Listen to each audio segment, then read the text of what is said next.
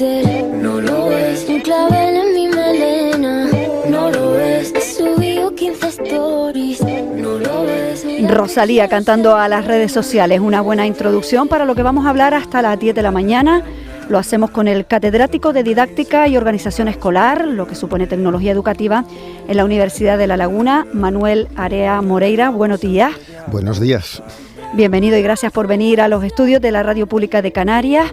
Es usted uno de los referentes españoles e internacionales en cuanto a la relación de tecnologías digitales dentro del ámbito educativo. No solo el universitario donde está, sino que también ha investigado sobre la etapa infantil.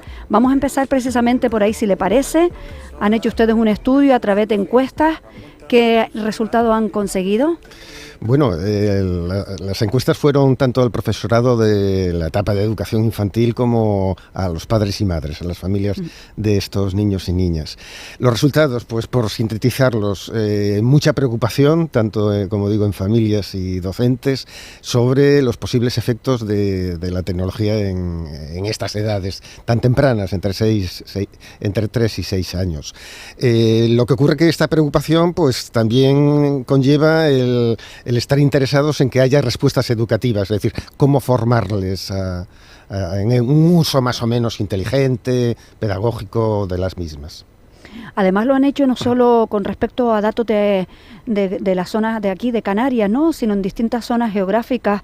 ¿Eso ha influido? ¿Ha habido en el resultado esas variables entre unas zonas y otras? No, lo hicimos en el conjunto del Estado español, ¿no? Quiero decir, participaron, hicimos encuestas en Galicia, Valencia, Madrid y demás. No, en el fondo no hay grandes diferencias en esa opinión o percepción que tiene profesorado y familias con relación a la tecnología en esta edad. Es similar, los datos de Canarias son bastante similares al resto de España. ¿Y usted como profesor se alinea con esos resultados de los profesores, esas preocupaciones que tienen? Por supuesto, quiero decir, yo creo que todos los que somos adultos y tenemos responsabilidades educativas con estos niños pequeños con relación a cuándo deben utilizar la tecnología y cómo hacerla, yo creo que en líneas generales hay una cierta coincidencia, ¿no? En el sentido de que y esto también coincide de algún modo con resultados a nivel internacional o recomendaciones que se hacen, de que no se debe dar a niños tan pequeños estas máquinas para que hagan cosas con ellas sin el acompañamiento de las personas adultas. Este es, yo creo, que el elemento clave, ¿no? Es decir, el proceso de ir incorporando las tecnologías a niños y niñas tiene que ser paulatino y tiene que ser de algún modo gestionado, controlado, supervisado por un adulto, sea en los colegios a través del profesorado o bien en las casas a través de las madres o padres. Ahí está ese debate, ¿no?, de esas ventajas y esos inconvenientes que han traído las nuevas tecnologías. Usted ha sido uno de los pioneros en ello y sobre todo en el sector de la enseñanza, que es el que estamos abordando. ¿Cómo se conjuga ese buen uso educativo e incluso jugar, pero que no se caiga, más de la cuenta, por ejemplo, en esos temores, ¿no?, en esas debilidades, en esas posibles adicciones? La clave, por sintetizarlo, es un poquito lo que acabo de comentar. Siempre que un niño o una niña utilice tecnología, tiene que estar acompañado. Es decir, ese tipo de prácticas que a veces se ven en muchas ocasiones o que nos es cómodo a los padres y madres de toma el móvil o la tablet y diviértete, ocúpate, ¿no? Dárselo al niño para que esté ocupado y no moleste, por decirlo de algún modo. Ahí está la clave, es decir, que siempre que se pone una tecnología en manos de un niño, de algún modo el maestro, maestra, la familia tiene que estar, acompañándole en ese juego que hace, en esa diversión o en el envío de algún mensaje. Esa es la clave, ¿no? El que los adultos tomemos conciencia de que no puede dejarse solo a un niño o una niña con una máquina. Ahí creo que es clave lo que está diciendo. En la práctica, ¿cómo es? Estar al lado, vigilando, mirando la pantalla, minuto a minuto. Sobre todo lo digo también porque me consta que hay casos, ¿no?, de adolescentes que tratan de decir, pues estoy haciendo tal cosa, tú no puedes estar tampoco pendiente de la hora, las 2 horas que esté, al margen que, al mínimo de que quieran mirar a lo mejor alguna página que no sea segura, me imagino que con darle enseguida a pagar y hacer que están haciendo algún tipo de juego educativo, eso es lo que me refiero. ¿A qué se refiere usted de acompañar, estar justo vigilándolo al lado, las 2 horas, la hora que dure, darle un mínimo de libertad? Sí, todo esto es muy complicado. Si hubiera recetas como medicina, tómate, haz tal cosa, ocurre esto, sería fácil, ¿no? A ver, todo, en primer lugar, va a depender de la edad, ¿no? No es lo mismo un niño o niña, como decía, de educación infantil, de 3, 5, 6 años, que un adolescente que ya tiene sus 12, 13, 14 años, que ya quiere esos márgenes de autonomía, ¿no? De no estar vigilado. Entonces, con niños pequeños, hasta aproximadamente, como digo, 10, 12 años, pues acompañarlos es fundamentalmente conversar con él, jugar con él, con la máquina, hacer eso, conversación y preguntar, mira esto otro, ¿qué te parece? ¿Te diviertes, no te diviertes? Opina, es decir, esto en el contexto del hogar es importante y no solo es hacerlo con las máquinas digitales, sino también con la televisión. Es decir, es fundamental, y esto llevamos los educadores diciéndolo de hace muchísimos años, que la exposición de un menor de edad, sea a la televisión o sea al uso de la tecnología, las redes sociales, etcétera, debiera ser una ocasión para que las familias, madres y padres, de algún modo interaccionen con el niño mientras usan esa televisión o esa tecnología.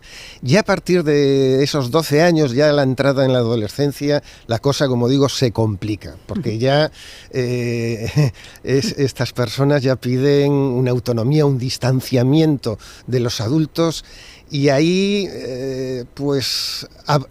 el tipo de acompañamiento ya no va a ser de estar con ellos usando la tecnología, porque ellos quieren distancia, sino que la conversación tiene que ser sobre los posibles o potenciales peligros que pueda tener esa tecnología. Es decir, yo creo que las familias tenemos que dar ya a partir de la adolescencia ese margen de actuación autónomo, pero darles orientaciones, pautas de que hay espacios, sitios, contenidos de algún modo que son un tanto peligrosos o al menos no son educativamente interesantes, ¿no? Y ahí dar orientaciones de cómo hacer uso de la tecnología y de que hay evidentemente ciertos contenidos que no son adecuados. Ahí también, aunque el padre o madre sirva un poco de vigilante, de acompañarlo, como dice usted, ese verbo que ha usado, imagino que primero tiene que ser en el aula, ¿no? En la escuela, donde están los expertos, donde saben cuáles son las herramientas importantes que puede ayudarle en el desarrollo y también que a la misma vez pueda servirle de entretenimiento.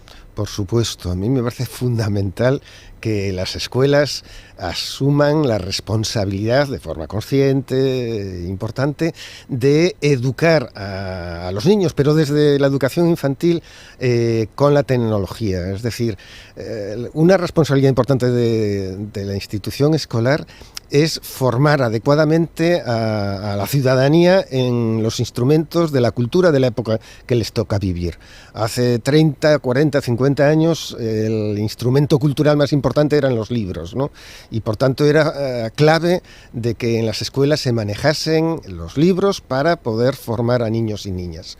Hoy en día, en este siglo XXI, ya en la tercera década, la tecnología es omnipresente, está en todos los espacios y por tanto la escuela, además de enseñar a leer, manejar libros propios evidentemente de la cultura, también tiene que formar, pero insisto, desde que son pequeños, a hacer un uso, vamos a decir, culto, inteligente, crítico de la tecnología. Y ese uso culto, inteligente de la tecnología, tiene que ir, como digo, evolucionando en función de la edad en la que se encuentran los niños. Quiero decir con esto que no es lo mismo utilizar en el contexto del aula tecnología, robots o lo que sea, en la educación infantil no es lo mismo que hacerlo en la educación primaria y por supuesto también no puede ser igual que en la educación secundaria.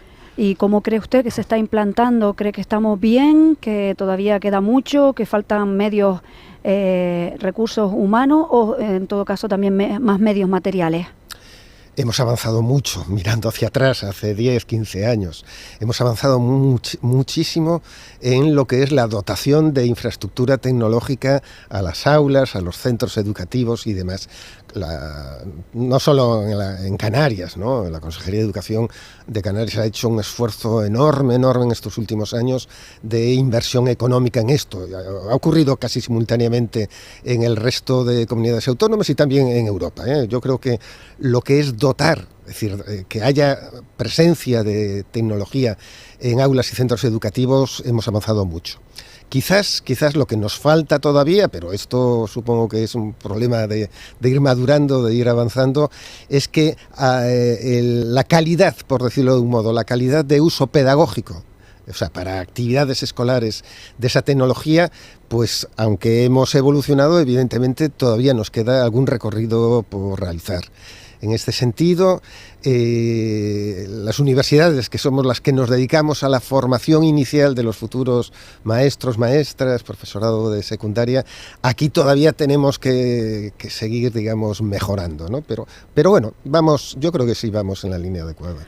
Además, yo creo que la pandemia, ¿no?, de la COVID, que nos hizo meternos en casa enseguida y darle a la imaginación, y que ayudó muchísimo, ¿no?, todo lo tecnológico, creo que hubo un antes y un después. Por supuesto, es decir, la verdad es que el cierre físico de colegios supuso como un shock, ¿no? Un choque ya no solo a los alumnos y a las familias, ¿no? Y bueno, ¿qué hacemos ahora? Sino también fue un reto profesorado. Yo siempre digo que si esta pandemia hubiese ocurrido hace 15 o 20 años, se hubiera producido lo que podríamos llamar una especie de apagón pedagógico, es decir, se cerraban los colegios y se hubiese roto completamente la comunicación entre estudiantes y profesorado. Y por eso digo, menos mal que teníamos infraestructura tecnológica robusta en nuestra sociedad, que había más o menos, hubo muchas diferencias sociales, ¿no? Pero sí había en los hogares, tanto del profesorado como de los estudiantes, había internet, ¿no? Y había móviles y había tablets y ordenadores conectados a la red. Gracias a eso, pues de algún modo, con mucho esfuerzo, muchísimo esfuerzo de los docentes que tuvieron que reinventarse, ¿no? Con el apoyo también de la consejería y de los ministerios de educación, etcétera, pues con mucho esfuerzo de algún modo se mantuvo durante el cierre de los colegios una comunicación e intercambio educativo que, bueno, tuvo lógicamente muchas limitaciones, pero se superó. ¿Cree usted que teniendo todo más al alcance el alumnado de ahora, mirando la vista atrás como usted acaba de hacer, solo con una conexión a Internet, con buscadores como Google que dan esa facilidad, ¿no cree usted que se pueda perder esa creatividad en algunas áreas al usar el copia y pega? A ver, la tecnología, como cualquier obra humana, tiene luces y sombras, tiene aspectos positivos y negativos, ¿no? Es decir, no hay, digamos, unos efectos únicos, ¿no? Entonces, me hablas de los buscadores de Internet. A mí me parece maravilloso, quiero decir, llevo muchos años trabajando en esta temática, ¿no? Soy uno de los, vamos a decir, pioneros o iniciadores de intentar aplicar Internet al mundo educativo. Y a mí me parece fascinante, ¿no?, que desde el hogar, desde casa, uno con esa máquina conectada a la red, a Internet, puede acceder a cantidad de información, a cantidad de personas, a cantidad de conocimiento, ¿no?, por decirlo de algún modo. En ese sentido, esas son las grandes luces, ¿no? Lo maravilloso de que tengamos Internet. Es como una gigantesca biblioteca, por decirlo de algún modo. Pero claro, tiene sus sombras, como, insisto, toda obra humana, ¿no? Y en el mundo educativo, pues una de esas sombras, limitaciones, problemas, pero no la única, hay más. Es evidentemente que mucho alumnado puede estar tentado a copiar y hacer pasar como ideas propias o trabajos propios lo que está copiado de otros sitios que localicen Internet. Pero dicho esto, a mí me gustaría recordar que yo cuando era adolescente, y de esto hacen ya muchos años, muchas décadas, hacíamos algo parecido. No existía Internet, pero existían las bibliotecas y las enciclopedias. Y yo recuerdo perfectamente a quienes éramos adolescentes, nos encargaban hacer un trabajo, nos íbamos a las bibliotecas, buscábamos el libro o libros adecuados y copiábamos a mano, porque de aquella no había estas maquinitas, copiábamos a mano lo que allí estaba escrito. Por tanto, hacíamos también este tipo de plagios, de copias, que hoy Internet también facilita realizar. Con papel de calco. Bueno, buscábamos, a ver, yo creo que es inevitable en todas las generaciones que uno intente, vamos a decir, apoyarse, ¿no? Apoyarse, como digo, en los instrumentos o los recursos culturales de la época que le toca vivir. Aquí el reto no está eso, que el alumnado copie lo que está escrito en libros o en páginas web o en blogs o lo que sea. El reto está en que el profesorado plantee tipo de tareas o de proyectos de trabajo donde el alumno tenga que hacer un esfuerzo creativo, o sea, tenga que construir ese conocimiento que va más allá del mero reproducir o copiar lo que está, como digo, en una página web o en las páginas de un libro. Estamos hablando con el catedrático de Didáctica y Organización Escolar de la Universidad de La Laguna, Manuel Area Moreira. Hablamos de Internet, hablamos de páginas web para la enseñanza, de Google, pero ahora ha entrado más con fuerza canales como YouTube, redes sociales. ¿Son aprovechables para llegar más al alumnado y hay diferencias algunas entre unas redes que otras? Claro que son aprovechables, y si no lo son, nosotros los educadores tenemos que buscar cómo sacarle partido y que se conviertan en una herramienta, digamos, de construcción de la cultura, del conocimiento, de la experiencia, en definitiva, de aprendizaje de los estudiantes. Nombrabas YouTube, bueno, distintas sociales. Yo creo que aquí lo interesante es que en las escuelas, en las propuestas educativas, además de utilizar, digamos, y esta es una labor, digamos, de selección, de filtro que tienen o tenemos que hacer los profesores, de identificar, buscar aquel vídeo, aquel producto, digamos, audiovisual que pueda haber en Internet de interés para enseñar ciertos contenidos, además de eso, y ofrecérselo a los estudiantes, una labor importante es que pidamos al alumnado que sean los creadores de esos contenidos audiovisuales. Este yo creo que es uno de los grandes retos que tenemos que, insisto, empujar desde las escuelas o desde la educación, a utilizar las redes o todas las herramientas digitales que están disponibles en Internet para que sean los propios estudiantes quienes construyan el contenido o el conocimiento. Porque es, en definitiva, alfabetizarles para que sepan expresarse, digo, no solo con los textos, que es el concepto tradicional de la alfabetización, el saber leer y escribir, sino que hoy en día estar alfabetizado es también saber y escribir con imágenes, con sonidos, con todo lo que es esto de lenguaje audiovisual. Y este es uno de los retos interesantes. Y además de mostrarles y darles experiencias, no solo para que construyan esos productos en formato vídeo o infografía o lo que sea, sino también que aprendan a compartirlo con otros a través de las redes sociales. Este yo creo que es el reto educativo importante. Usted que habla con esa pasión, ¿no?, con lo tecnológico, ¿ve ya la universidad más propensa a seguir el grueso presencial, mixta, o que ya se vaya a una online como ocurre con muchísimas universidades privadas? Bueno, estás tocando uno de los temas que más me interesan y preocupan de estos últimos años. Yo soy profesor universitario y, por tanto, estoy muy interesado, ¿no?, y impulsando en la medida de lo posible que la enseñanza universitaria también se transforme digitalmente. Y decir que se transforme digitalmente no solo es incorporar, como ya llevamos haciendo, tanto en la Universidad de Las Palmas, de La Laguna, bueno, en un montón de universidades, ya hemos incorporado desde hace por lo menos una década, más de 10 años, lo que son las llamadas aulas virtuales o campus virtuales universitarios, donde prácticamente todas las asignaturas o todas las titulaciones además de hacer clase presencial, de cumplir los horarios y estar con el alumnado en espacios físicos, además de eso nos apoyamos en entornos virtuales donde allí planteamos, digamos, tareas, foros de debate, de comunicación entre estudiantes, ¿no? ¿Qué pasa desde mi punto de vista? La pandemia, como nombraste antes, fue un antes y un después, ¿no? Como bien dices.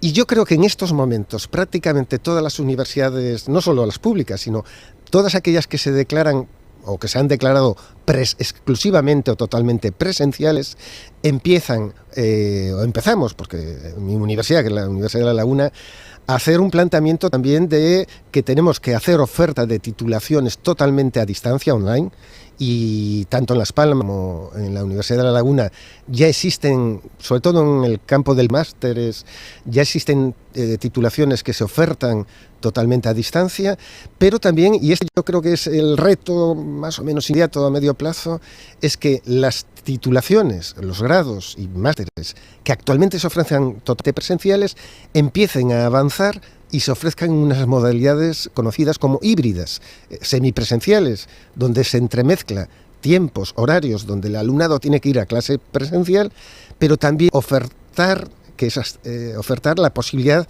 de trabajo autónomo de los estudiantes a través de entornos virtuales. Yo, de hecho, hace ya tiempo desarrollo en la Universidad de La Laguna proyectos de innovación educativa en la enseñanza universitaria donde hacemos esta oferta de enseñanza híbrida, entremezclando lo presencial y lo virtual. Ya casi vamos acabando esta entrevista. No quiero que se me quede esa parte que hablaba usted antes de fortalezas, debilidades. Otra cosa que preocupa mucho, y sobre todo ya hablando de lo que comenzábamos esta entrevista, de la parte digital de infantil y también de esa fase adolescente que también usted confirmaba, ¿no?, que es donde más preocupa. Se está asociando últimamente mucho, también se ha hecho estudios al respecto del uso del mal uso, digamos, ¿no?, de las tecnologías con el tema de adicciones, sobre todo también con patologías asociadas a problemas mentales.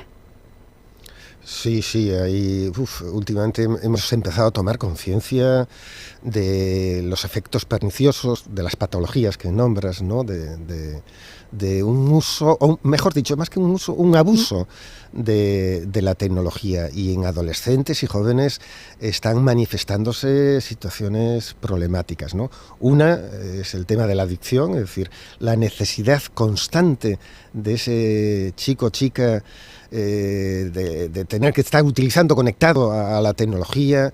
Otra es patologías, no sé, se están manifestando eso en ciertas disfunciones mentales y que luego se traduce en enfermedades de trastornos digestivos, de alimentación,